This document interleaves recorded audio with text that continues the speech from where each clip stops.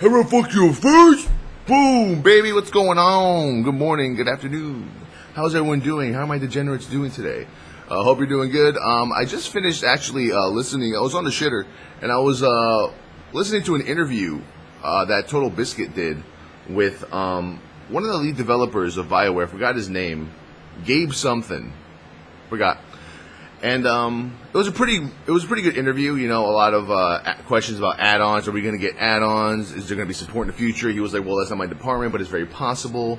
You know, right now they just want, people to, enjoy the instances and the operations, and, they have the messages flashing on the screen telling you what to do in a battle, kind of like WoW does. But one of the interesting conversations they had was about faction imbalance. And I was like, well, faction imbalance, what about that? They said that, obviously, we know that the Empire has way more than the actual Republic do. Hands down. Okay? We know that the Empire has way more than the Republic. Like, on our server, Republic isn't even really close to the Empire's numbers. But since Ruinous is such a big guild, we could come together and Zerg any place we want to in the world and probably overrun the Empire in terms of world PvP. That's fine. They fight back, we fight them. It's back and forth. The Crucible Pits is an amazing server. But other servers don't share what the Crucible Pits have. They have a lot of Empire guilds and like 2 Republic guilds. You go to Island, there's like 50 of them and literally only 10 of the Republic. So this is a problem. And it saddened me that they said that one of the main things that might switch people from Empire to Republic is the Empire wanting to play the storylines of the Republic classes or whatever, and the legacy system, etc. And that just blew my mind. I was like, one thing that they kept saying throughout the entire interview, and they kept reiterating to remind us, is that Star Wars: The Old Republic is a story-based MMO. He said it a few times. It is a story-based MMO. Okay? So their focal point is the storylines of the players, of the characters, of the instances, operations, flashpoints, the lore, whatever you want to call it. They really didn't have an answer for the imbalance, and that's going to lead to problems. What's going to happen is you're going to have like the whole effect with all the new MMOs that come out, even like Rift, right? You look at Rift, and Rift came out with so many servers at the beginning. There was queue times, shit was crazy, and then after the first 30 days, people vamoosed. They left. They weren't there anymore. Why? Because there was imbalances, between the Defiant and what was the name of the other, the Guardians, I guess, the Guardians and Defiant, right? I forgot. I haven't played this in such a long time. And they had to cut down the servers, enable free server transferring. Now, in my opinion, people are sick and tired of it already. I think that if BioWare wants to save their servers, that's fine. But just think a little bit about having free server transfers soon, so people can start transferring themselves to better populated servers. Now, I guess the fail part of this is that if people are allowed to transfer, they might all transfer to Empire, and then there's no more Republic in Star Wars. Who knows? But in general, they kept reiterating that it is a story-based MMO, and that they hope that people will want to play the story-based on the Republic. And to me, that's just bullshit. I don't think people want to just switch over to the Republic to check out the storylines. They can see that online. They can see that in videos. They can see that on the live streams. I don't think people are really interested. People are interested in the actual gameplay. It's fun. It's fine that BioWare has done games like Mass Effect and Knights of the Republic, where it's all based on story. But people want something different from an MMO. The story is fine. I love questing. Questing is one of the best experiences I've had in any MMO with Star Wars. But like the server, like the imbalance of the factions on the servers, you really can't just say, well, please remember, this is a story-based MMO, and we're going to want people from the Empire to try the classes and storylines on Republic. That's just not going to work. Kicking it to WoW really quick. World of Warcraft. We killed Warlord Zanas yesterday. I got my bracers, which is pretty cool. I'm really excited now about the next couple of days. Tonight specifically, because we're going to be killing Hagara, and then we're going to be going after what's his fucking face, Ultraxian, And we've gotten a few gear upgrades, so hopefully that helps. That gives us a little boost that we need. We really want to kill Ultraxian and maybe War Master before the patch hits on Tuesday, where you get a 5% damage buff and damage reduction. They're doing the whole ICC thing. So, not that I agree with it too much. I kind of like having to go through the progression or whatnot. And, yeah, hopefully we can get that kill tonight. You know, put in some good attempts, Sagara, maybe, swear to God, maybe just one-shot that bitch, and then go straight to Ultraxian. You know, I am the beginning, the end, I am Barney, herp, herp, herp, herp. Shut up. And, now, legislation, now there's this, new, you know, now that SOPA and PIPA are out, you know, God forbid, now we're going to have other, I mean, what other names are we said on our live stream yesterday, how many other names are we going to come up with for, like, legislation? Now, people now are just digging. They're digging through all the bills that, like, haven't even been looked at in God knows how long. And they want to be like, oh, well, let's dig up this fucking bill from, like, 1920 and called Herpa Derpa, you know? And, there's one called ACTA right now, called Anti-Counterfeiting Trade Agreement. Now, I don't know exactly what the gist of it is. I'm just looking it up right now. I'm trying to find just like a Cliff Notes version of it.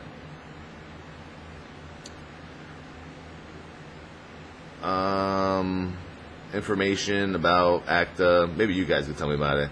ACTA is an international trade agreement currently being negotiated by the European Union, the United States, Japan, Canada, South Korea, Australia, as well as a few other countries, whose aim is to enforce copyright and tackle counterfeited goods, hence its acronym Anti-Counterfeiting Trade Agreement.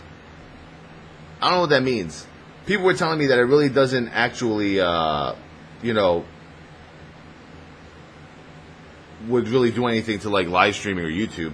But I don't know, let me keep reading. The Anti-Counterfeiting Trade Agreement, negotiated in secret, would turn internet operators into a private copyright police, impose harsh and unfair penalties on users and consumers, harm access to medicines to essential knowledge in poor countries, inhibit innovation, and establish new anti-democratic policy making that bypasses parliaments.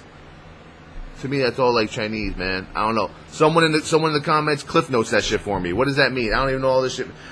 ACTA. It's like, you know what? For me, I feel like every time one of these bills come out, all it does is it strikes fear in people. Like when SOPA was out, I wasn't scared about shit.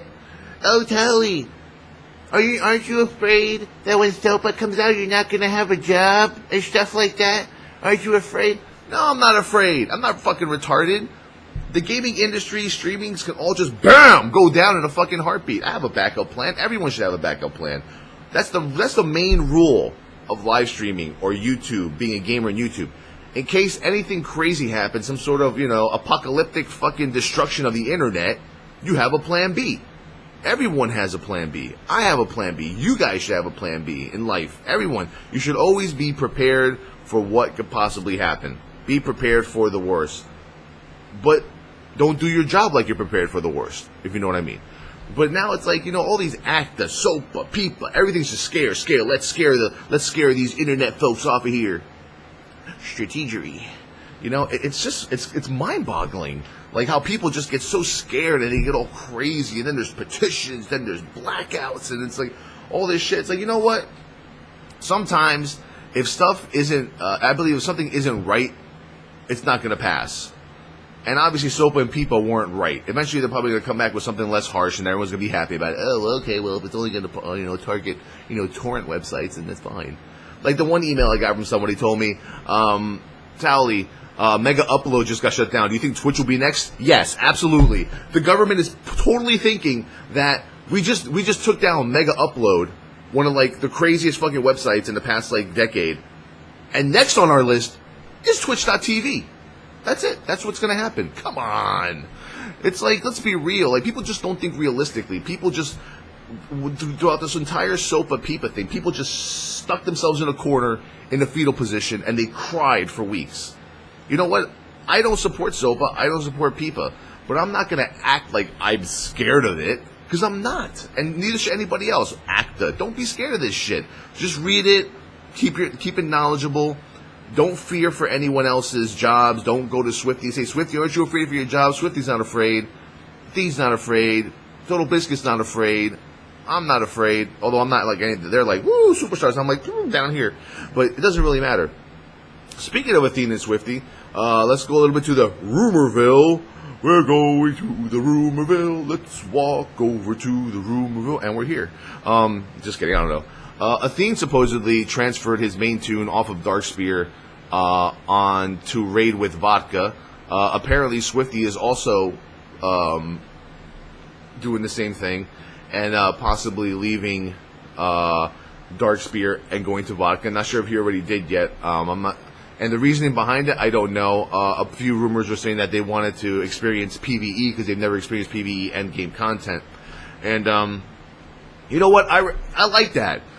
I like it when PvPers go to PvE because I watched Bajira do like rag and heroic other bosses, and it was fun watching him because at first he was a little shaky, but then he learned really quickly because PvPers are smart. They adapt quickly, just like they have to adapt in a 3v3 or a 5v5. But the one thing that I probably don't agree with that much is that I kind of like it when you have to somewhat work for what you do. You know what I'm saying? Like, it's cool that they go to Vodka because Vodka's really well known, Vodka's well known, and they're like the top 10 guilds in the world. But it's almost going to be like they're carried. It's going to be like, well, if they do PvP in Alterac Mountains with Vodka, it's just going to be like, all right, well, do whatever you want, DPS the boss a little bit, we'll do the rest for you. These are all the endgame bosses. I hope it's not like that. I'm in no way bashing any of them. I'm kind of happy that the PvPers are going to do some PvE, but I also agree with the mentality where, you know what, let's try to work for it a little bit. Maybe you start your own guild with your own fans. I'm sure there's tons of hardcore raiders in the hundreds of thousands of fans they have.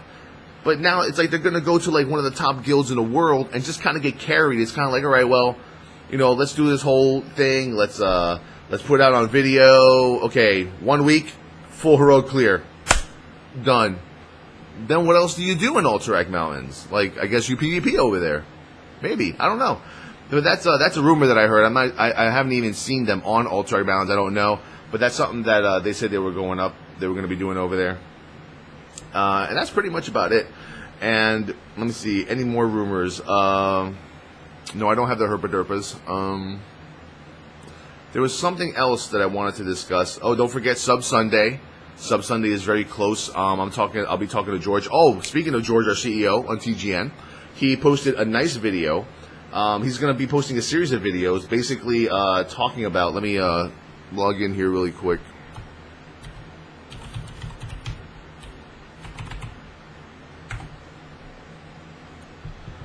Damn it. My caps lock on.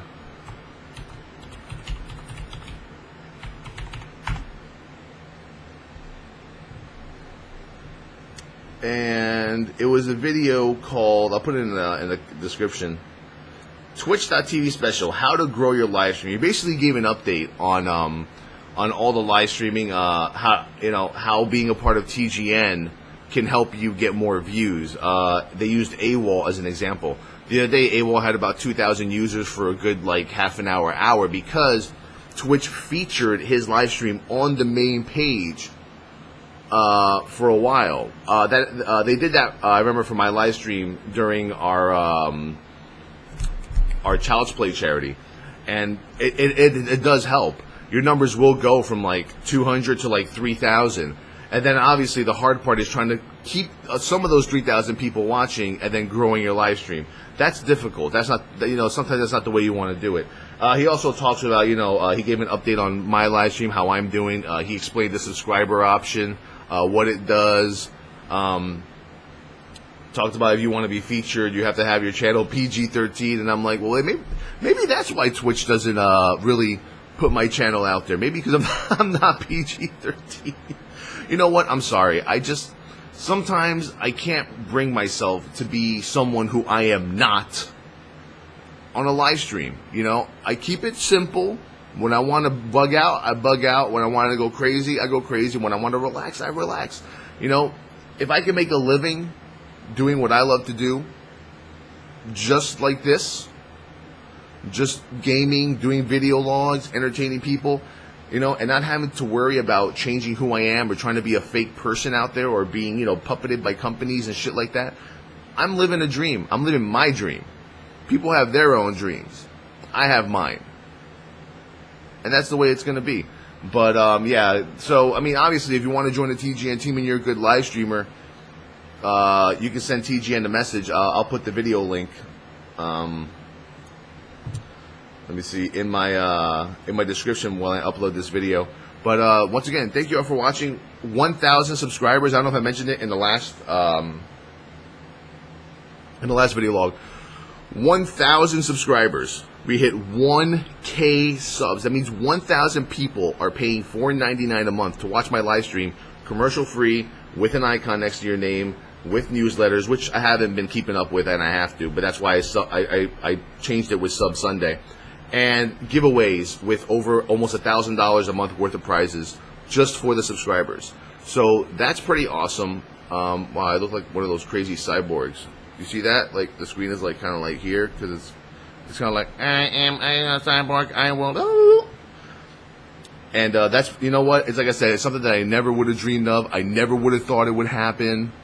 I mean, I think it's just completely amazing that 1,000 people are subscribed to me every day. And you know what? I always give people updates on, you know, numbers and figures. Right now, for the end of January, it looks like it's going to be another great month with the subscribers, plus YouTube, plus what I make from commercials, and you guys supporting the live stream and showing up every day. This month, I made about 6. I always say 6. I don't like saying I just say I made 6. And like I said, that's usually the minimum. It's like 6 and some change, but I don't count the change. If it's lower 6, I say 6. If it's higher 6, I would say 7, but it's 6. You know, and like I said, a lot of that, you know, goes back to the community, goes back into what I do, into the hardware that I use to make the live stream a better place for people to come and have a good time. So today we're going to be doing some World PvP, some dailies. We did a Nightmare mode last night, Star Wars The Old Republic, 5-5, Karaga's Palace was easy as fuck. Hopefully 16-man will be a challenge. And I will be seeing you guys for tomorrow's video log. Peace out. Wah, hammer fuck your face. That really wasn't here. Have fucking face! These are my legs. Yeah, I'm wearing pants right now. I know.